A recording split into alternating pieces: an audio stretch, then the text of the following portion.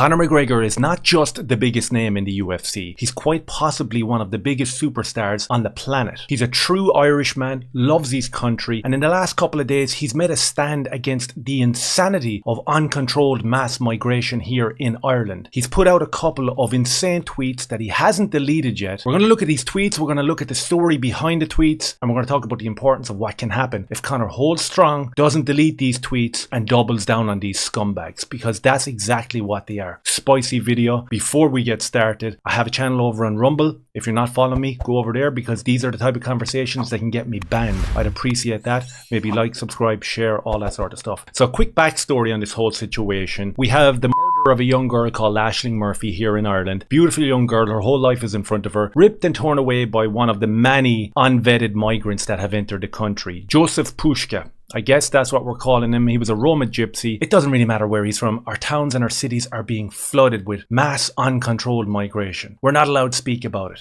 Simple as that. That's why this is a saucy video. During the COVID years, I did a lot of podcasts on the subject of our crazy totalitarian government. And at the end of the day, you get worn out from talking about it, especially here in Ireland, because the pushback just wasn't there. There wasn't enough people getting out in the streets. We're starting to build momentum on this particular subject now. A lot of people are not happy. I work in construction. I have a small construction company. And when I'm out and about every day measuring jobs, meeting customers, it seems to be the same conversation over and over again. My kids can't go into town anymore. Person after person will keep on coming at you saying that they don't feel safe in their own country anymore. This has been reported widely over the last 2 years. There has been protests, and all of it has been swept under the rug by this Marxist communist government that operate under the ideology of democracy. Nothing could be further from the truth. So this dude rolls into the country 10 years ago with previous convictions of disgusting crimes against children. Rolls into the country, gets a 4-bedroom house paid for by the taxpayer. That's me. This is not a doctor. This is not an engineer. This is not someone who's contributing to Irish society. This is someone who is taking, and not only taking,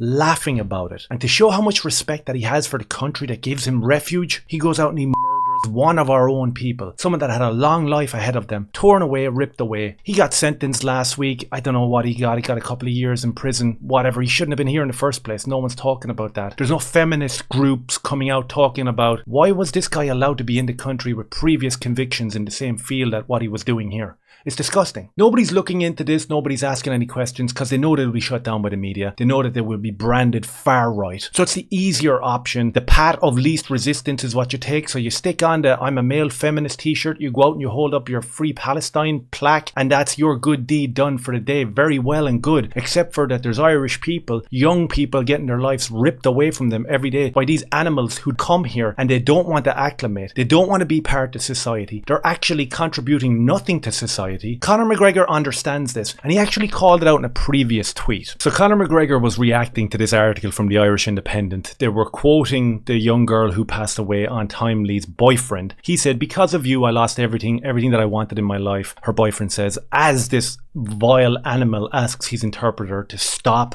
telling him what is being said. Of course he does, right? So Conor reacts to that story. But to put it in context, let's see exactly what her boyfriend said. He said, "It sickens me to my core that someone could come to Ireland, receive all the supports from the state while contributing nothing, and commit such a horrendous act of violence on a beautiful person who worked for the state and represented everything good in Irish society. I feel this country is no longer the country Aisling and I grew up in," he said, adding, "This country needs to wake up. We have to start putting the safety of not only Irish people, but of all people in this country who work hard first." That's what was said. I'm certain that Conor McGregor saw it, and that's when he responded here. So there's going to be some spicy language here. I'll beep it out because YouTube will shut me down. Conor responded to the article from the disgusting, vile, despotic Irish Independent, and he said, "This is fucking despicable. Scruffy waste of oxygen, cunt. Horrific this whole situation has been. Shame on the Irish government for harbouring this. This is your fault and we've had enough. Despicable system. The Irish government makes me ashamed to be Irish. You can fix this.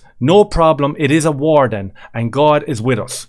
solid attack there by Conor McGregor. People expected him to take it down, but he didn't take it down. And what he did do is he doubled down on that. He came out this morning in response to an article here which he read, and I read the liberal.ie article. It's a solid article. No fake news in there, no far right behaviour, just genuine Irish people like me. People like me that were shut into our house by a government who work for us. As I said, I have a small construction company, and the guys that I have working for me are fabulous, they're solid, everyone is treated fair. But I don't go to a job and explain to them what needs to be done on a given day and for them to turn around and ignore everything and do what they want to do. That's what the Irish government does. That's what Leo Varadkar, our leader, does. And actually, as I mentioned him before I read Conor's response, the great Keith Wood posted this video underneath Conor McGregor's tweet. And it's so apt and it's so of what we're dealing with here. And let's just play it. One thing I strongly agree with the Deputy on is the need to set a target to have a number of people from ethnic minorities in areas of the public service. We have a health service that's very diverse, although less so as you go up towards the senior positions, not so much in the Gardaí, not so much in the Defence Forces, not so much in the education sector, as the Deputy mentioned, not at all in the civil service, which is very white, including the Department of Equality, for example, and that actually needs to change. So we need to have, I think, a target for people who come from ethnic minority backgrounds. I'm just going to stop this, give a little bit of context for who this guy is. And I'm sure Conor watched this as well and he's extremely interested in it. This guy is a gay lad from India who is the leader of Ireland. And he's here in Ireland leading us in the parliament, telling all the other politicians who run the country that we need more brown people. We need more diversity. Diversity is our strength. EU quotas put aside, diversity is our strength. That's what he's telling us. This is a guy who during COVID locked us in our houses, then quoted Lord of the Rings and Lady Gaga, Mariah Carey, Britney Spears, all these pop stars. That's the leader of our country. This is the guy who's telling us that we need more brown people in Ireland, that it's too white. And this is not an out-of-the-box type of situation that we've got going on here. You look at England, you look at Scotland, all these countries' leaders are foreign lads from the Middle East who actually tell you over and over again that you're too white and you're an oppressor. So you got two options if you're the populace. If you're white, you're an oppressor and you need to repent and bend your knee. If you're black, then you're a victim and you need to hate the white people who put you there. It's so overt to see these politicians who work. This guy works for us. This guy works for me and will not do what I say. In fact, when I voiced my opinion, which I did for 3 years online and had the police come to my door, when I voiced my opinion, I was called fascistic. I was called a right-wing instigator. That's what happens. And as I've said before, we saw it during the lockdown when people got out and they didn't want to see their businesses closed down. You had Irish women who were in their 70s protesting against these draconian laws implemented by the likes of this guy who during the lockdown had no top on, drinking cans of beer in the local park, shifting and licking the mouth off his boyfriend on camera as if it was just like a normal occurrence. You had 70-year-old women that were being told and were being called far right. And I'll never forget this one clip of a woman being interviewed at a protest. She was an elderly woman. She was from rural Ireland. She wasn't allowed out of her house. She wasn't allowed to go into her town. She wasn't allowed to open her business. And she was called far right. And the interviewer said to her, "How does it feel to be far right?" And she was like, "I don't even know what that means." She literally has no idea what it means, the connotation of it, the echo chamber bubble that is the word far right. It's just an ad hominem attack. You can't attack the argument, you got to attack the person. Disgusting. Recruitment campaigns to encourage people, because we do need a generation of young people growing up in Ireland who are people of colour to see black and brown school principals, judges, Cian Corla perhaps in the future. Who knows? Visibility. These are not the people that are coming into our country, mate. These are not the people that are making it over the border. These are not the people that have the NGOs prompting them and teaching them how to beat the system here in Ireland. I don't know how many times I've been sent WhatsApp groups or Telegram groups of Ukrainian people, Syrian people, across the board, Roma gypsies, all having their private conversations, laughing at the Irish. We have one of the highest paying social welfare states in all of Europe. That's why they bypass all the other countries and come here to Ireland. As I said, working in construction, I talk to customers all the time. I just spoke to a customer the other day who had sold their house to a Ukrainian man for 520,000 euros, who is living in a direct provisional centre getting paid social welfare every week. She said that he arrived up in an old Porsche car and he transferred the money over, the deal went through, absolutely no problem. The taxpayers are paying for this guy to have this beautiful life, whilst we are being told to tighten the belt. It's going to be a rough time ahead, but we gotta help out all these foreign people because, And the excuse always goes to the Irish people emigrated during the famine. The Irish people emigrated and built America. They went to Australia. They went to Britain. You understand the context there. The Irish people went there and worked. Did we ever go there and receive social welfare? Did we ever go there and receive 4-bedroom houses? Did we ever go there and create WhatsApp groups laughing at the people who housed us and gave us refuge? No, we didn't. It needs to be called out. Conor McGregor's the man for the job. Let's go up and read these posts from today.